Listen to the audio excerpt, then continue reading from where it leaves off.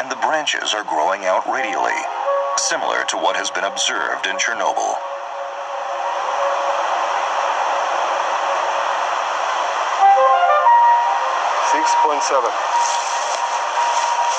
In this area, the meter reading is about 7 microsieverts per hour. Approximately 40% of the pine trees here display abnormalities. This graph shows the incidence of abnormalities in Chernobyl. The results of investigations at 7 locations in Fukushima Prefecture are plotted in red. Like at Chernobyl, the incidence of abnormalities tends to be high in areas where the radiation dose is elevated. So we can see that pine, Japanese red pine, is radiosensitive. Radiosensitive means that radiation creates some effects, some impacts to this tree. And here in Fukushima, we are just at the beginning stage, and this is very good stage for research, to see everything in dynamics. In Fukushima, more than 20 research teams are studying various organisms. Some have reported finding abnormalities. However, at this point in time, they can't conclude that an increase in radiation exposure is the cause. And so studies continue on biological life in Fukushima, designed to make comparisons to the extensive data from Chernobyl.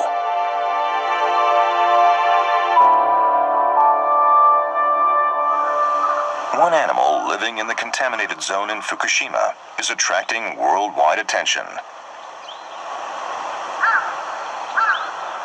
It's the Japanese macaque, a member of the primate order, which includes humans. No primates inhabit the areas around Chernobyl. This is the first time in the world that primates living in the wild have been exposed to radiation from a nuclear accident.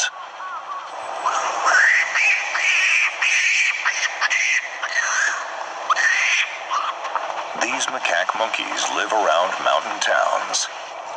They eat contaminated food, which gradually increases their internal exposure to radiation.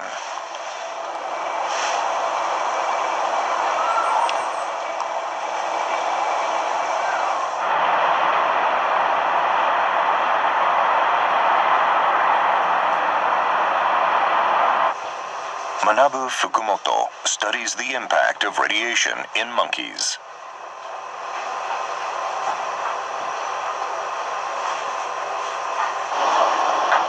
He's measuring the thigh muscles of monkeys. The muscles easily accumulate radioactive cesium.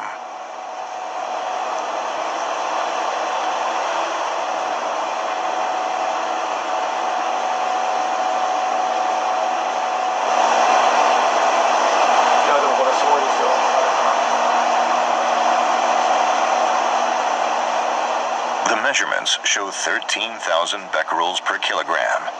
It's a very high reading. Of course, we'll never see this level of exposure in humans.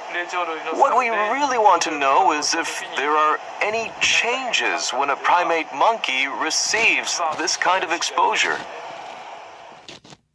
The targets of Fukumoto's study are monkeys in the evacuation zone and those living nearby.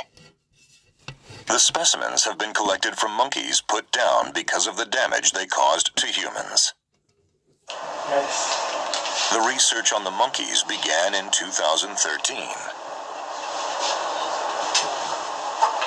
Today, Fukumoto and his team are measuring the 229th sample.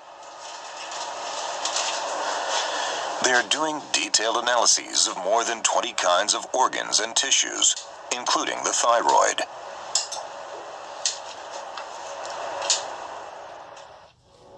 At this point, Fukumoto is focusing on one part of the monkey's body. It's bone marrow, which produces red and white blood cells.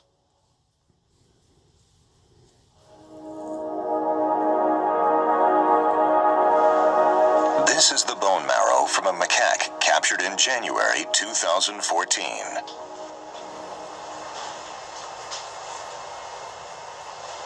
これはちょっと少なすぎるわ、細胞が。There are almost no cells producing blood cells. The marrow is essentially made up of a whitish-looking fat. A comparison with normal bone marrow shows a clear difference. It's almost all fat. There are a few blood-producing cells. This isn't normal. This graph shows the results of detailed analyses of 9 adult monkeys. A straight-line correlation was drawn based on a statistical analysis of the data. When the concentration of cesium was higher, there tended to be fewer white blood cell producing cells. The number of samples is still small, and at present, Fukumoto says he cannot determine if this is because of the impact of radiation exposure or not. In addition, this tendency has not yet been observed among young monkeys. We're looking for signs of aplastic anemia. It's a precancerous stage. This stage can develop into leukemia. However, aplastic anemia does not necessarily lead to cancer. Moreover, abnormalities in the blood itself, resulting in diseases like leukemia, have not been detected in the monkeys. But Fukumoto believes scientists should not overlook such symptoms, and that analysis should be continued for decades. He's learned from the past. Years ago, he found actual proof of a case in which radioactive materials had an impact, but took a long time to appear. Up until the 1950s, Thorotrast was used as an angiographic agent for X-rays. Many people developed cancer because of the radioactive material that was contained in it.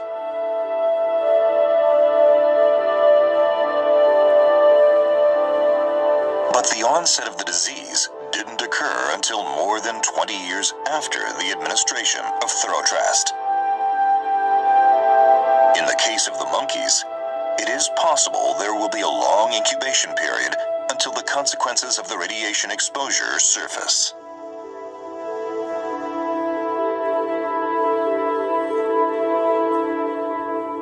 There is no guarantee that the effects will not appear in 20 or 30 years' time. It's very important to look at it from a long time frame and wide perspective. We have to carry out the examinations very carefully so we do not overlook any small changes.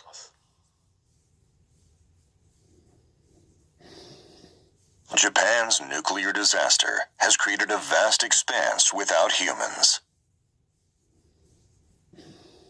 The Japanese government is gradually lifting evacuation orders for areas showing annual radiation exposure of less than 20 millisieverts. It's a different option than that taken for Chernobyl, where basically no one is allowed to return. The government decided to lift the evacuation order for this area in July 2016.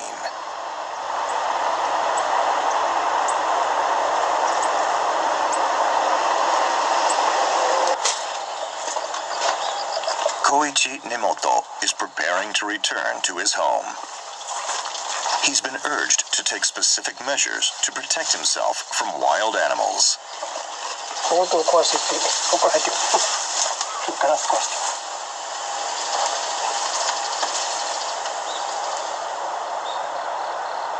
He's put an electric fence around his house and barn to keep animals out.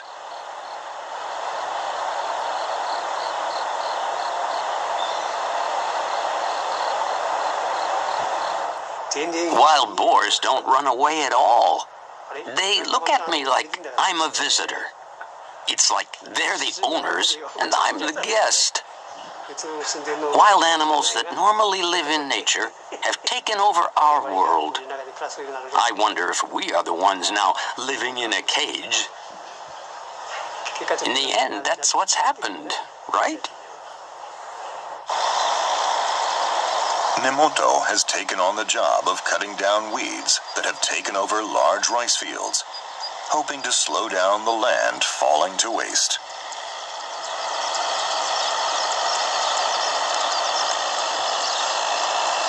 Cutting the weeds also reduces the areas where wild boars and other wildlife can lurk.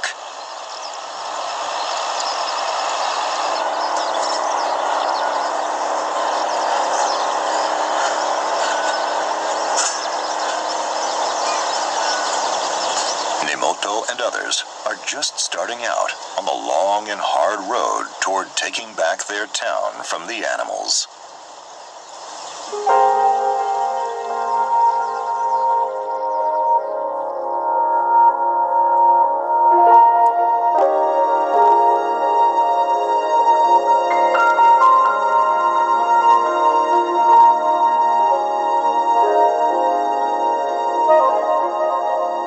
The nuclear accident caused a great deal of radioactive contamination, tearing apart the peaceful life of the locals. But ironically, this has led to the proliferation of wild animals.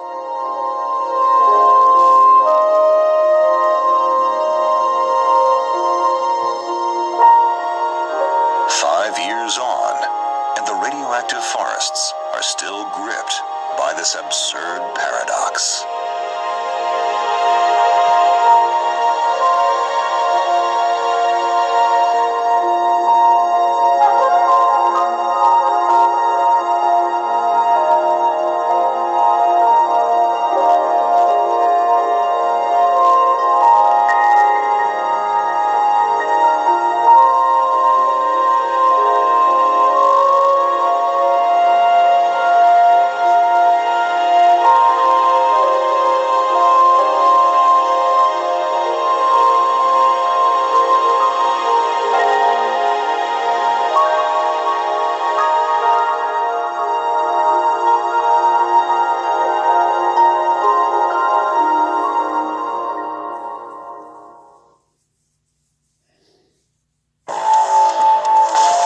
Sandy coastal shallows hide a deadly secret.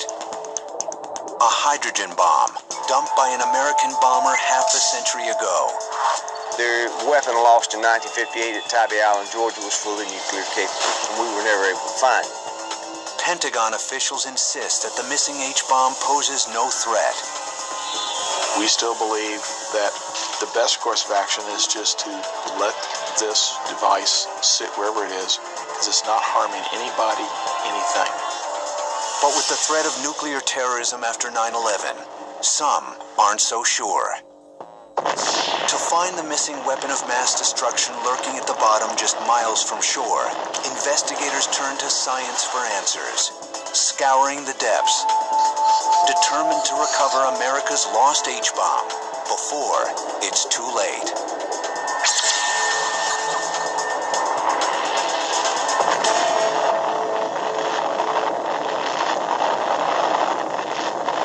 We all make mistakes. There's a learning period. There ain't going to be a learning period with nuclear weapons. You make one mistake, nations are going to be destroyed. It's one of the best kept secrets of our time. A U.S. thermonuclear weapon lost nearly 5 decades ago. Just a few miles off the Atlantic coast of Tybee Island, Georgia. A weapon designed to potentially kill hundreds of thousands.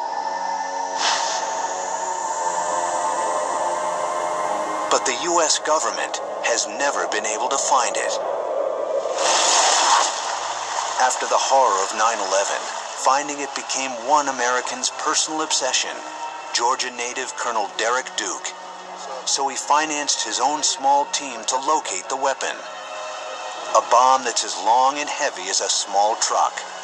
11 feet by 3 feet, 8,000 pounds. Sounds big, but out here, it's small and hard to find. The Air Force says it's 15 feet down in the muck. That makes it even harder. With limited resources, Duke and his team